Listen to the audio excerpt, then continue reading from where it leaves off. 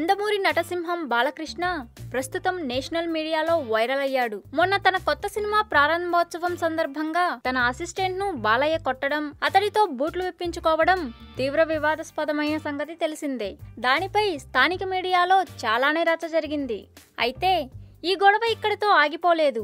National మీడియాలో సైతం దీనిపై వార్తలు నడుస్తున్నాయి. ఒక నేషనల్ ఛానల్ బాలయ్య ప్రవర్తనపై చిన్న స్టోరీనే నడిపించేసింది. ఇంతకు ముందు బాలయ్య ఓ స్టేజ్ మీద అమ్మాయిలపై వల్గర్ కామెంట్స్ చేయడాన్ని, గతంలో అభిమానులతో అనుచితంగా ప్రవర్తించడాన్ని గుర్తు చేస్తూ ప్రస్తుత ఘటనను మళ్లీ చూపిస్తూ బాలయ్యను తప్పుపట్టే ప్రయత్నం చేసింది. సంఘటన జరిగిన రోజు పలు నేషనల్ వెబ్సైట్స్ లోనూ దీనిపై వార్తలొచ్చాయి.